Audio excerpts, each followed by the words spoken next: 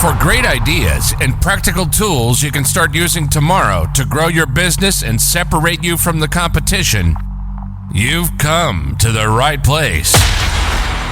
If you're into B2B marketing and sales, then welcome to the one and only B2B Marketing and Sales Podcast. With over 60 and counting total years in the trenches of businesses small and large, they have a plethora of knowledge and experience that generate you more leads, capture more clients, ring up more sales. Well, doggone it, just make you more money. How about that? Always thought-provoking, yet dubiously entertaining. Please welcome to their respective microphones across 3 time zones, your co-ringmasters, the Dave Loomis, and not the rock star, Steve Miller. Hey, everybody. This is Steve Miller, better known as Kelly Dad, marketing gunslinger. I'm talking loudly into this mic that is really far away from me. And not the rock star. I'm not the rock star. I am joined today by, once again, we have a guest. But we will get to our famous guest in just a moment. All right. Obviously, I have to bring back in my cohort. I call him my cohort in crime, my new best friend, and somebody who has a plethora of famous friends. That is true. That is Mr. David Mayo Loomis, better known as the Dave Loomis. The Dave Loomis. Sometimes we call him Mr. Voice because for obvious reasons. He's got that voice. And, what can I say? And you know, for those of you who saw the last, I think it was the last episode, and you may have noticed that I threw a couple of frames in there that kind of didn't go with the rest of the program, but we had Dermot, Dylan, right. Dermot Mulroney was on with us, and he had come over to Grandpa's house to see the new grandchild, and so we had a great time talking with him, and we're going to have an even better time because we have a guest this week that I think, I certainly assume that much like Kay, Michelle, you are going to end up being a regular on this. This is Michelle Jones. Some of you may recognize her from Three's Company. It wasn't Three's Company. Okay, it must have been some other show. Right. Yes. No, she's not. Well, she may be an actress. Yeah, she might be. Now, Michelle, I got introduced to you. All right, this is actually the first time we've met, but I've heard your voice, met your voice. I've heard your name many times now from Mr. Voice. And so let's just start to get to know you a little bit, and then we'll get into why you are here with us on this conversation because I was very insistent on getting you on the show with us. So I know the name of your company is Creativate. Correct. Very unique name. So give us a little background into you. You were telling me a little bit about your background in the manufacturing world. Where, first of all, you live in Worcester, Ohio. Okay, yes. Correct. All right. Tell us a little bit about yourself. Welcome, Sure. Michelle. Thank you. Yes. Thank you so much for having me. And I have a bonus. I don't know how many animals you've had on the show, but my dog Gus is joining us as well. So Yes. Bring him on. Welcome, Gus. he looks like a throw pillow, The but Gus. I thought he was a throw pillow. he's sleeping. He moved. Oh, he The moved. pillow I moved. can't see him. We love dogs. Okay. So my background in B2B is it's basically all I know. And I've done a lot in manufacturing over the years, but I got my undergrad degree in marketing from Mount Union, which I didn't play football, but everyone else there did. Business and marketing. And then I have my MBA from Case Western Reserve in Cleveland. And when I started working, I stumbled into manufacturing, I guess, on accident, but maybe very intentionally at the same time, because it's a lot of my family background. My family's a bunch of entrepreneurs. And my parents currently have a business where they take sawdust and they compress it into blocks and they burn it as a firewood alternative. That's called bio blocks. And there's a little plug for my family. But I started working, about 2012, I started working for an industrial coated fabric manufacturer. And these fabrics went into all kinds of industries and are used in so many different ways around the world. I've worked for a company that manufactured air-operated double diaphragm pumps. So I know lots about pumps. And that was a division of a $2.3 billion global company. I was at the second largest business unit there, driving their marketing strategy. And I worked for an architectural products company. And my current mix of clients is everything from metal fabrication to roofing and beyond. So yeah, I'm very passionate about B2B, very passionate about manufacturing, very passionate about marketing, all into one. Where'd you come up with Creativate? Well, coming up with a business name is never an easy thing. And at a certain point, you just say, that's it, I'm rolling with it, because you could stew about it for forever. But I was trying to find a domain that was available too. So I made a list. One of my favorite, this is a little hack, a bonus hack. Whenever I name things, whether it's a product line or my company, I like to make a list of words that really resonate with me. And then I start to mash them together. And so that's how I came up with Creativate, which is create, cultivate, and innovate, all put together. And those are things that I like to do. And those are things that I strive to do for my clients. That's cool. I love words too. And I love looking for words that I always try to find a better word. It's like, when I'm writing. You try and pivot to a better word? No, I pirouette to a better word is what I do. Right. As you well know, Mr. Voice, he set me up for that. So thank you for that setup. Hey, are you familiar with, I think it's called wordhippo.com? No, but I just found out about Wordle. Apparently I'm a little bit behind the times. Oh, well, Wordle, yeah. I mean, that's old news now. But WordHippo, I think it's WordHippo. Can you check on that? It is WordHippo. WordHippo. That is the best word site on the internet. If you want to find words. Like synonyms and things like that. That is the site to go to. It's outstanding. So, okay, so you came up with Creativate. But what exactly is Creativate? So my goal is to take all the learnings I have from working for multi-million and multi-billion dollar companies and bring all the best practices and strategies with working with literally multi-million dollar budgets and bring those to small and medium-sized businesses that are poised for growth. So I do a lot of work with marketing strategy, marketing planning, a little bit of tactics and execution. Every client's a little bit different, but really I like working with companies that are hungry and they're willing to invest in doing the right things that they need to do in order to grow. That is excellent. And that fits really nicely with what Dave and I do as far as target market and that type of stuff. And I know that's also why you guys, have created a kind of venture together, which we'll get to in just a few minutes. One thing I do, and Mr. Voice sent me this list of questions, and I'm going to basically pay no attention to any of it. So, but I am going to start with one thing, and that is that women in manufacturing. I have been very active and aggressive in pushing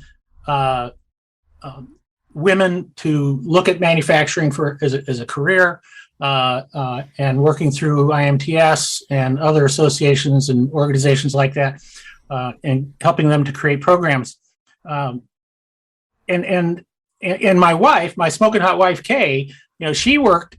She was the world's #1 muffler salesperson years ago. So she worked in that industry as well. Why do you think there aren't that many women in manufacturing?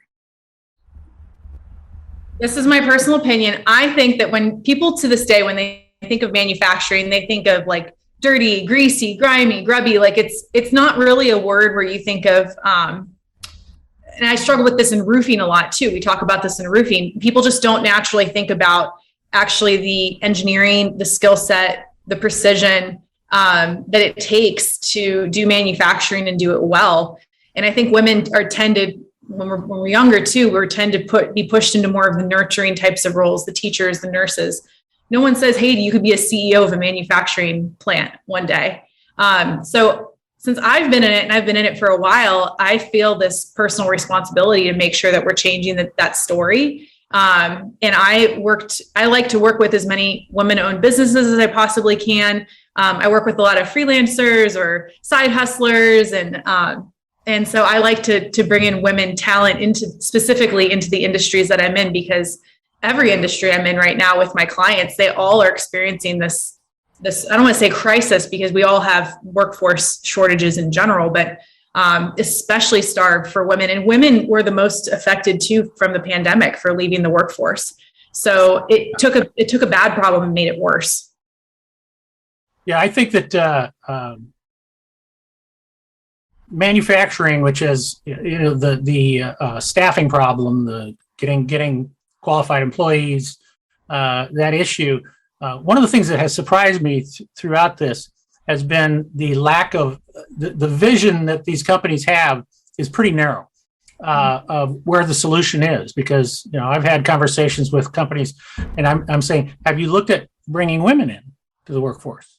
With you, and they're like, "Oh no, they wouldn't fit in here." I'm going, "What is wrong with you people?" So and it's surprising too. It's not just the small companies there's big companies that have deep cultural issues, and they're not the ones you would think. And so I think we all need to continue to challenge each other. And I'm also a really big advocate of men advocating for women. So the question that you just asked is spot on. If women are only responsible for bringing women in, there's not going to be much change because there's so few women to begin with. But if men can start being advocates and supporters of women, and then I think the other thing too is retention. So if we do bring women in, we need to make sure we've got a good culture for them to thrive and feel supported. And we don't chase them. And these are really, honestly, the you could just substitute people of color and other types of diversity and inclusion with that. And I have worked with a lot of companies that have been trying to add diversity in general, not just women, but other types of diversity and nonprofits. And it is just such a hot topic right now. And it doesn't happen by mistake. It happens only intentionally and over time. But you have to work at it. And one group that is sorely taken for granted are men with no hair. I totally agree with that. Really sad. Totally agree with that. But they tend to be the smarter people. So they're my dad explained it to me one time when he said he's bald in the front. He's bald. He said when you're bald in the front, you're a thinker. When you're bald in the back, you're sexy. If you're bald in the front and the back, you think you're sexy. So there you go. Grass doesn't grow on a busy street. So now I want to pirouette to conversation about what you do.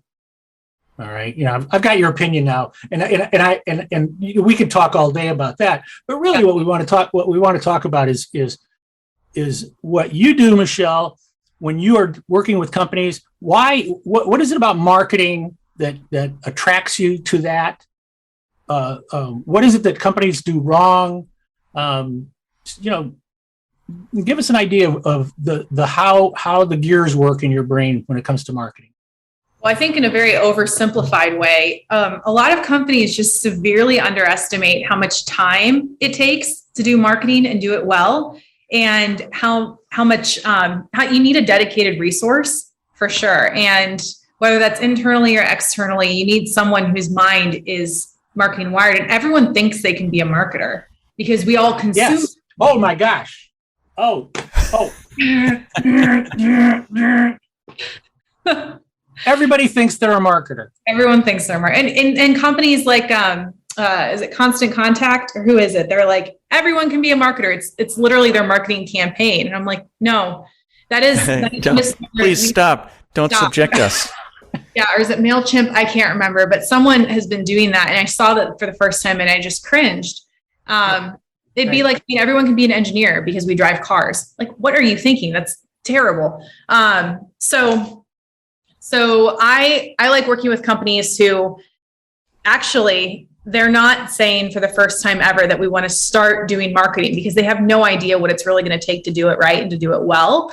I like companies who are willing to take risks, because sometimes your failings lead to your greatest learnings and your greatest successes later down the road. So nothing's ever a loss. It's a learning opportunity. So I like companies that are willing to take the risk. And it's fun also being more on the, I'll say, the consultant side. When I worked full-time before, we always, you'd say, you give your opinion as a full-time employee, but you'd have to wait for the consultant to come in and give the same opinion for it to be right. Yeah. So it's nice to kind of be on the outside, like guilty as charged. And if you haven't found this yet, Michelle, I guarantee you will. And that is that somebody will hire you to come in and say what they've already been saying, but they know that they will listen to you. Mm-hmm. And so it's intentional. It's not even by mistake. Sometimes I have very often been hired, and they'll say, "Hey, look, here's what I believe," and I'll say, "That's exactly right. That's what you should be doing." They're not listening to me, and but they will listen to an outsider, and so I think that's sad, but fortunately for us, we will get paid to do that. So What do you think the number one mistake that companies make when it comes to marketing? I think I alluded to it actually just a second ago, but it's not properly planning. That's the biggest one. There's so many companies. You'd be surprised at these multi-billion-dollar companies that have no marketing plan or marketing resources. So I think not taking the time to put together the correct plan leads to a cyclical, never-ending firefighting situation where you're just jumping from one thing to the next and you're doing a bunch of things poorly versus doing a few things well. So while I do applaud companies that are at least trying to make an effort into their marketing, and the other thing I see too is companies doing things just for the sake of doing it. Oh, well, we heard we should be doing social media, but why? Is that where your target market hangs out? Like that's not where they hang out. Then why are you doing it? So being willing to ask those tough questions too. So I just gave like 5 things that. Well, yeah, but you also kind of alluded to and referred back to bigger companies. Mm-hmm. Okay. But your target market now are not big companies. They're the small to mid-sized companies like what Mr. Voice and I chase after. And I think that they have different situations when it comes to marketing. Number one is it's not unusual for even a mid-sized company not even to have a marketing department. Mm-hmm. They've got a sales department. And then, somebody says, somewhere along the line, they go, we really probably should get into marketing. Isn't marketing something that helps us get more sales? And isn't that what shouldn't we be doing something like that? And so they're kind of coming in as unconscious incompetence. Mm-hmm. They don't know what they don't know. But they heard it was a good idea. Well, because like you say, somebody said, "Oh, you should be on TikTok."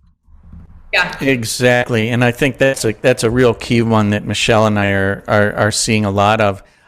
You're going to get to asking us about our little collab that we have, but we see this constantly in even just business development meetings where a potential client says, "Hey, we should be doing this, and this," and our response is, "Well, are you sure?" Because there's no recipe. Nobody has to do anything in marketing. I mean, really, that it's a strange thing to say, but I mean, why are we doing it at all? We're doing it to support sales and to build a brand and so forth. But I mean, if it doesn't do that effectively and it doesn't reach the kind of people you need to reach, your moose, as you say, Steve, then don't do it. Just because everybody else is doing it, just because everybody else is sending, direct messages inside LinkedIn that are automated. And I got one today, and it said, "Would you be against setting up a meeting with me at 2 p.m. today?" That was the call to action. Would you be against And, oh my gosh, Yes. I can't even start. Yes. The answer was yes. I would be 100% opposed to that. I started screenshotting some of my favorites because the typos and the things that clearly said in one sentence, I never read your profile. Right. I mean, like people see that I have roofing in my LinkedIn profile. So I get like, I'll help you grow by 40. I'll get you 40 to 50 houses every month. And I'm like, I'm not a contractor. If you would have taken my profile. Anyways. Yeah. Yeah. So, be selective. I hate quality over quantity. People, and I am not nice to them. Oh, do you engage them? I say, I say, hey, look, this morning got one of those you're talking about, right? And I just responded. I said, number one, you didn't read my profile. If you did, you would have seen I'm a best-selling author. I've been doing this for 35 years. I'm making money. Okay, and you're telling me that you're going to help me make money. There's not a darn thing that you can do to help me make because I'm making more money than you. So it's like, so there. Just go away. Pirouette your little robo things away. Yes. So I really hate those people. So let's kind of I want to kind of take this part of the conversation and transition it into where did Rev B2B come from? Well, Dave, first tell us what it is. Well, let's rewind for a second and tell you, I met Dave almost 10 years ago. Dave was my mentor for years and years. And then he has his company. I started mine last year. And so instantly. Did you have to go out and unlearn everything first? That he taught you? No. Fortunately, I've implemented all the things he taught me and they've served me well. But he's always been a huge Wow. Listen to that. That's awesome. Thank you, Michelle. You're welcome. But truly, I mean, he's been a supporter of mine for years. And so back before I officially said I'm making the leap to this full time and started opening the doors to my company, Dave helped pave the way for me to get there. So as soon as I had that door open, we were like, all right, great. How can we work together? So we started working together last year, almost from day one of me getting started on a few projects. And so Dave and I both have strengths in different areas of marketing. That's the other thing too. Marketing is not just sales. It's such a broad term and it covers so many very specific segments and different activities. So Dave shines with research and voice of customer and branding. I like taking those things and turning them, and we both overlap in strategy. And then I like turning those into a plan and how do we go ahead and actually bring this to market and what are some of those tactics. Between him and I, we know all these fantastic vendors and all these people that we've worked with through the years by trial and error and all the good ones, the cream of the crop. So we decided let's officially join forces after submitting a few proposals to people that said Loomis Marketing and Creativate, which is kind of confusing. Let's join forces. What is it that we really do? What is it that we both really enjoy doing? And that's really helping these companies that want to grow. And we have all these strengths and all these ways that we can help them grow. So Rev B2B is like Rev. It's Rev it up. Rev up B2B. I really like that name. We've got a cool logo. I don't know if you can see our logo right here. See Rev B2B? That's very cute. Cute. Did you do that yourself? Orange in it. Come on, man. Did you do that yourself, Dave? No. You actually paid somebody to do that? It's very good. Yeah, thank you. It's very good. No, I like it. Yeah, so I like so it. we Of have course that, I and like so it. this is the thing. This is the new way is collabs. All the brands are doing collabs. So we thought we should too. So our existing companies still exist, but we pitch together under a name that is going to have its own brand. It's going to have its own website, and so that people that we're pitching to can go check it out and see who we are. And we're going to take it from there. Mm-hmm. And there's many ways that you can work with us too. It can be more of a, hey, we know we need marketing help. We don't know what we need. And Dave and I will come in and we can do a workshop and do a couple day deep dive if needed and put together a full plan. Or it could be more of, hey, we know we need help in these two areas. Is this something you could help us with? But I think the big thing is that so many companies, they take all this time to put together a great plan. And the plan is either way too ambitious or they have no idea how they're actually going to get it done. And so Dave and I want to help bridge that gap between coming up with a really phenomenal plan and actually putting it into action with the connections that we have to all these amazing vendors and people and resources that we work with. So that's the beautiful Rev B2B concept. And so your targets are still primarily the same type of companies, right? Mm-hmm. Yep. Small, medium, mid-size. SBA definitions, which is like, I think it's small business. Oh, that's stupid. But SBA, yeah, a small business is $50 million. Yeah. Yeah, mid-size is now near $1 billion. Oh yeah, it's stupid. Yeah. Like we work with a lot of companies that are somewhere between 10 to 50 million, but we have clients that are larger and some that are smaller. So well, for me, one of the main things is that, and I don't know about you guys, but for me, and it's regardless of whether it's even a $5 million company or a $50 million company, is that I'm working with the boss. I'm working with the CEO. And in many, if not most cases, it's also the owner of the company at that level. They've built this thing by they're at a point where they want to grow bigger, or they've hit a wall of growth, and they just need help to push it into the future, and that's where sales alone just simply can't do the job. So you got to be smarter, and you got to open the door to communication outside of face to face, and because ultimately that's really what sales is all about, is getting that face to get as close to face as possible, even if it's like this. But marketing can really make this a lot more efficient and a lot more effective. So that and there are a lot of companies out there, a lot of smaller companies out there. They just don't get that.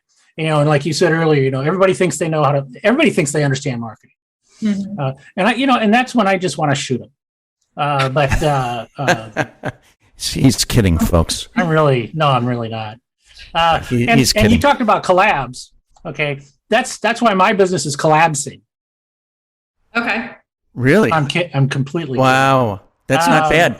That's not bad. Let's see if that URL is taken, because it could be a collaboration that helps others collaborate. Collabsing. Wow. It's collabsing. Oh my gosh, with some misspelling in it. Now, and if I remember, and I'm going to tell you something, Dave. This woman is way smarter than you and me put together. Just listening to her talk, holy crap! This is an intelligent woman, and and you know what? I am going to back up. I'm going to back up because I'm going to correct myself. This is an intelligent person who really knows what she's talking about. And Dave, you are very, very lucky dude to get connected with her. Yes, and others can by contacting us. Yeah, I want you to. If you want to work with Rev B2B.